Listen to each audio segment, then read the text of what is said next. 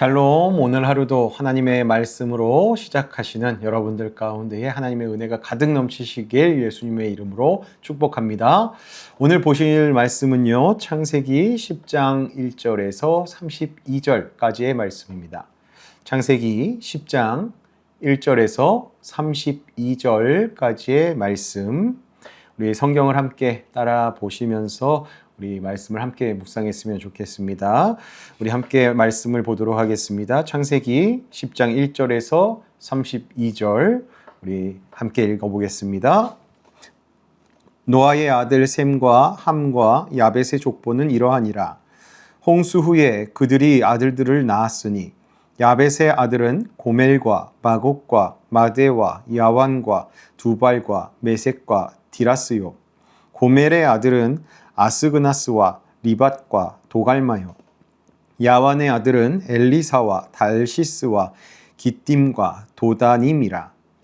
이들로부터 여러 나라 백성으로 나뉘어서 각기 언어와 종족과 나라대로 바닷가의 땅에 머물렀더라. 함의 아들은 구스와 미스라임과 붓과 가나안이요.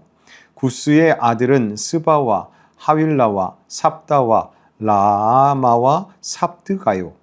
라아마의 아들은 스바와 드단이며 구스가 또 니므롯을 낳았으니 그는 세상의 첫 용사라. 그가 여호와 앞에서 용감한 사냥꾼이 되었으므로 속담에 이르기를 아무는 여호와 앞에 니므롯같이 용감한 사냥꾼이로다 하더라. 그의 나라는 시날 땅의 바벨과 에렉과 악갓과 갈레에서 시작되었으며 그가 그 땅에서 아수르로 나아가 니느웨와 르호보딜과 갈라와 및 니느웨와 갈라 사이의 레센을 건설하였으니 이는 큰 성읍이라. 미스라임은 루딤과 아나밈과 르하빔과 납두힘과 바드루심과 가슬루힘과 갑도림을 낳았더라. 가슬루힘에게서 블레셋이 나왔더라. 가나안은 장자 시돈과 헷을 낳고 또 여부스 족속과 아모리 족속과 기르가스 족속과 히위 족속과 알가 족속과 신 족속과 아르와 족속과 스말 족속과 하맛 족속을 낳았더니 이후로 가나안 자손의 족속이 흩어져 나아갔더라. 가나안의 경계는 시돈에서부터 그라를 지나 가사까지와 소돔과 고모라와 아드마와 스보임을 지나 라사까지였더라. 이들은 함의 자손이라 각기 존속과 언어와 지방과 나라대로였더라. 셈은 에벨 온 자손의 조상이요 야벳의 형이라. 그에게도 자녀가 출생하였으니 셈의 아들은 엘람과 아수르와 아르박삿과 룻과 아람이요. 아람의 아들은 우스와 훌과 게델과 마스며 아르박삿은 셀라를 낳고 셀라는 에벨을 낳았으며 에벨은 두 아들을 낳고 하나의 이름을 벨렉이라 하였으니 그때의 세상이 나뉘었음이요. 벨렉의 아우의 이름은 욕단이며 욕단은 알모닥과 셀렙과 하살마웻과 예라와 하도람과 우살과 디글라와 오발과 아비마엘과 스바와 오빌과 하웰라와 요밥을 낳았으니 이들은 다 욕단의 아들이며 그들이 거주하는 곳은 메사에서부터 스발로 가는 길의 동쪽 산이었더라. 이들은 셈의 자손이니 그 족속과 언어와 지방과 나라대로였더라. 이들은 그 백성들의 족보에 따르면 노아 자손의 족속들이요 홍수 후에 이들에게서 그 땅의 백성들이 나뉘었더라. 아멘. 오늘 함께 이렇게 살펴본 창세기 10장은요, 많은 이름들이 길게 이어지는 족보의 내용입니다.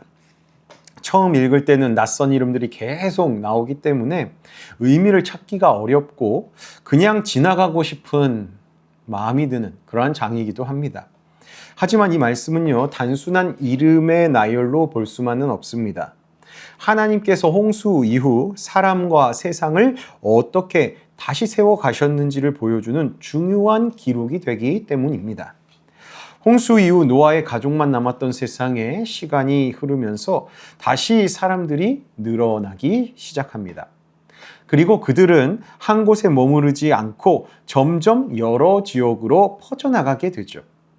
성경은 이 과정을 구체적인 사람들의 이름과 흐름을 통하여서 기록하고 있는데요. 이 장을 자세히 보면요, 단순히 사람이 많아졌다는 이야기만이 아니라 각기 다른 모습으로 나뉘어 살아가는 모습이 함께 나타납니다. 즉, 같은 뿌리, 노아라는 같은 뿌리에서 시작됐지만 점점 서로 다른 길을 가게 되는 모습이 보인다는 겁니다. 오늘은 그 모습을 함께 묵상하며 살펴보도록 하겠습니다. 본문은 노아의 세 아들로부터 시작합니다. 오늘 본문 1절은 이렇게 말합니다. 노아의 아들 셈과 함과 야벳의 족보는 이러하니라. 홍수 후에 그들이 아들들을 낳았으니. 홍수 이후 아무것도 없던 것처럼 보였던 세상에 다시 생명이 이어지는 기록이 적혀 있는 겁니다. 노아의 세 아들을 통해 자녀들이 태어나고 그 자녀들이 또 자녀를 낳으면서 사람들이 점점 많아지기 시작한 것이죠. 하나님께서 주신 생육하고 번성하라. 창세기 9장 1절에 보면 생육하고 번성하라 라는 그 노아에게 하신 말씀이 실제로 이루어지고 있는 장면을 이 창세기 10장에서 우리는 볼 수 있는 것이죠. 성경은 먼저요, 야벳의 자손들을 소개합니다. 여러 이름들이 이어지지만 성경이 강조하는 핵심은 마지막에 나오는데요. 5절 말씀을 한번 보겠습니다. 이들로부터 여러 나라 백성으로 나뉘어서 각기 언어와 종족과 나라대로 바닷가의 땅에 머물렀더라. 이 말씀은 아주 중요한 사실을 보여줍니다. 사람들은 단순히 숫자만 늘어난 것이 아니라 서로 다른 민족과 나라로 나뉘어서 살게 된다는 것입니다. 5절에서 각기 언어와 종족과 나라대로 라는 말은 사람들이 각기 다른 말과 문화, 다른 삶의 방식을 가지고 살아가게 되었다라는 것이죠. 그리고 사람들은 한 곳에만 머물지 않고 점점 넓은 지역으로 퍼져 나갔죠. 또 5절에서 바닷가의 땅까지 머물게 되었다는 것은요, 사람들이 그만큼 멀리까지 이동을 하였다. 거기서 그렇게 살았다라는 말입니다. 이 모습, 우연히 일어난 일일까요? 하나님께서 하신 일입니다. 하나님께서 사람들을 온 땅에 충만하도록 퍼지게 하신 것이죠. 그렇게 하나님께서는 새 시작한 인류를 그렇게 사람들을 통하여서 온 세상을 채우기 시작하신 겁니다. 말씀대로 되어가고 있는 거죠. 또 이어서 성경은요, 이번에는 야벳 다음으로 함의 자손들에 대해 말해 줍니다. 그 가운데 특별히 한 사람의 이름이 강조되어서 등장하는데요. 바로 니므롯이라는 자입니다. 8절 9절입니다. 구스가 또 니므롯을 낳았으니 그는 세상의 첫 용사라. 그가 여호와 앞에서 용감한 사냥꾼이 되었으므로 속담에 이르기를 아무는 여호와 앞에 니므롯같이 용감한 사냥꾼이로다 하더라. 자, 여기서 이 니므롯을 용사라고 합니다. 용사라는 말은 힘이 있고 영향력 있으며 그렇게 큰 사람이다라는 그러한 뜻을 가지고 있습니다. 그렇게 니므롯은 그냥 평범한 단순한 사람이 아니라 사람들 가운데에서 두드러지는 존재였다라는 겁니다. 이뿐만 아니라 니므롯은 사냥을 잘하는 사람이었고 그의 이름이 담긴 속담이 생길 만큼 많은 사람들에게 유명하고 알려진 인물이었습니다. 그런데 성경은요, 그의 능력만 말하지 않고 니므롯의 영향력도 함께 보여줍니다. 10절 말씀입니다. 그의 나라는 시날 땅에 바벨과 에렉과 아갓과 갈레에서 시작되었으며, 이 니므롯은 단순히요, 개인적인 성공, 그것에 머무르지 않았습니다. 개인적인 위상에 머물지 않았어요. 그는요, 나라를 세우고요, 자신의 영역을 점점 넓혀갔습니다. 그를 통해서 도시가 세워지고 사람들이 모이고 나라의 질서가 만들어진 것이죠. 겉으로 보면 또 세상적으로 보면 참 대단한 장면입니다. 사람들이 힘을 모아서 도시를 만들었고 나라를 세우고 점점 더 강해지는 모습이 나타나기 때문이죠. 그런데 여기서 우리가 한 가지를 놓치면 안 됩니다. 성경은 이 모습을 칭찬하기 위하여서 기록한 것이 아니다라는 겁니다. 겉으로 보면 사람들이 잘 살고 있구나라고 그냥 넘어갈 수 있는 그러한 부분이죠. 근데 이 창세기 10장 9절에는 여호와 앞에라는 표현, 그 니므롯을 이야기할 때 여호와 앞에라는 표현이 등장합니다. 2번 반복되어 나오는데요. 이 표현은요, 하나님을 기쁘게 하였다, 여호와 앞에서 하나님을 기쁘게 했다, 이런 뜻이 아닙니다. 하나님의 목전에서 대놓고 거역했다라는 겁니다. 하나님께 대항했다라는 의미가 있는 겁니다. 심지어 니므롯이란 이름의 뜻은요, 반역하다, 대적하다라는 뜻을 가지고 있습니다. 즉 하나님을 거역했던 사람이라는 겁니다. 10절 말씀에 보면요, 니므롯의 나라가 바벨이라는 곳에서도 시작되었음을 말하는데요. 니므롯의 땅 바벨에서 결국 창세기 11장에 등장하는 바벨탑이 건설되었던 것이죠. 결국 이 바벨탑 건설은 하나님을 높이고 하나님을 기쁘게 하기 위해서 한 것이 아니었다라는 거죠. 이 니므롯은 사람이 얼마나 높아질 수 있는지 과시하기 위하여서 이 바벨탑을 선동하면서 지은 사람으로 보고 있습니다. 그렇게 유대 전승에 따르면 이 니므롯이 바벨탑을 통하여서 자신의 힘을 과시하려고 이 바벨탑 건설을 주도했다라는 기록이 있다고 합니다. 즉 니므롯은요, 여호와 앞에서, 즉 하나님 앞에서 자신의 힘과 능력을 과시하는 자였다라는 겁니다. 바벨탑을 쌓아서 자신과 자신의 나라를 더욱 높이려고 했던 것이죠. 즉 하나님 앞에서 자신을 최고로 알며 사람의 방법으로 자신을 높이려고 했고 자신이 신처럼 되고자 했던 인물이 바로 이 니므롯이라는 것을 보여줍니다. 즉 사람이 능력이 있을수록, 성공할수록 더 조심해야 할 것이 무엇인지 이 니므롯의 이야기를 통해서 우리에게 교훈을 해주시는 겁니다. 나아가 이제 또 21절부터는요, 마지막으로 셈의 자손이 등장합니다. 이 부분은 특별하게 중요합니다. 왜냐하면 하나님의 구원 역사가 이 셈의 계보를 통해서 이어지기 때문입니다. 21절 말씀입니다. 셈은 에벨, 온 자손의 조상이요 야벳의 형이라. 여기서요, 에벨이라는 인물이 참 중요합니다. 에벨은 노아의 아들 셈의 4대손입니다. 이 에벨은 히브리 민족의 조상이 되는 인물이기도 합니다. 따라서 에벨은요, 이스라엘 민족의 시조인 누구입니까? 아브라함. 이 아브라함보다 앞선 사람이었다라는 거죠. 결국엔 이 이스라엘의 조상 전 히브리 민족 전체의 조상이 이 에벨이었다라는 거죠. 하나님께서 택하신 민족의 시작이 이 에벨부터 시작된 겁니다. 그리고 또 중요한 표현이 하나 있습니다.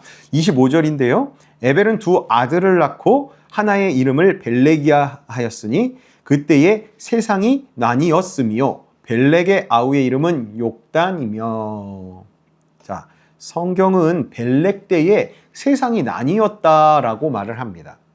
이것은요, 바벨탑 사건을 암시하는 말씀입니다. 11장에 나오는 바벨탑에 대한 깊은 내용은 내일 집중적으로 살펴볼 텐데요. 결국 이 셈의 자손인 에벨은요, 두 아들 벨렉과 욕단을 낳았는데도 같은 셈의 자손 안에서도 길이 갈라진다라는 겁니다. 동생 욕단의 후손은 일반 민족으로 퍼져나가지만 형 벨렉의 계보는 창세기 11장에 보면 아브라함으로 연결이 됩니다. 즉 같은 출발이었지만 다른 길을 가게 되었다라는 것이죠. 그렇게 하나님께서는 많은 민족 가운데에서도 특별히 한 계보를 통하여서 구원의 역사를 이어가려 하셨다라는 것을 볼 수 있습니다. 여기까지 해서 창세기 10장의 중요한 내용들을 한번 살펴봤는데요. 이제 오늘의 말씀을 한번 정리해 보겠습니다. 오늘 창세기 20장은요, 많은 이름이 나오는 족보의 이야기였지만 그 안에는 분명한 메시지가 담겨 있었습니다.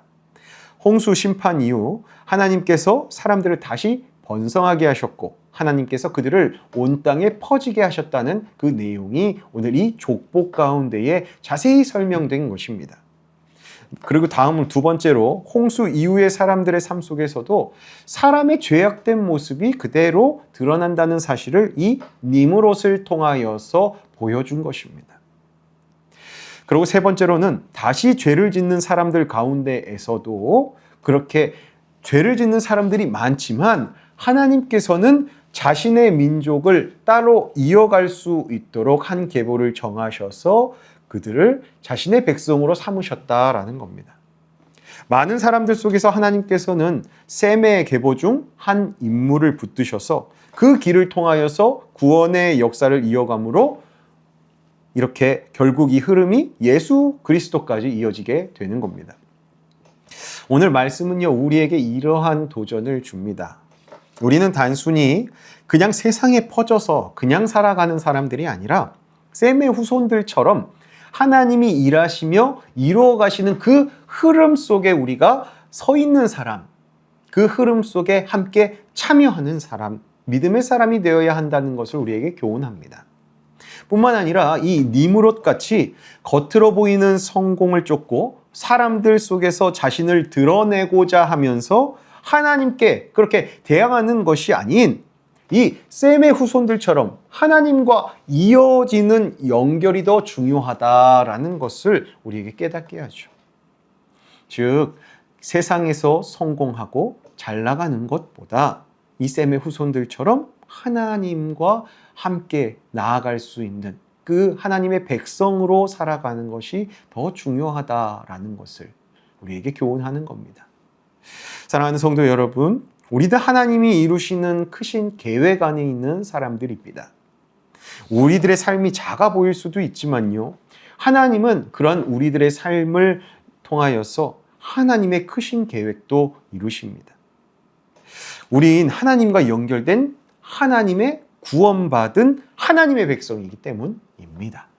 우리의 삶을 통하여서 하나님께서 하실 일이 있고 그 하나님의 역사의 흐름 가운데 우리가 나름대로 하나님의 일을 할 수 있게 된다라는 것이죠.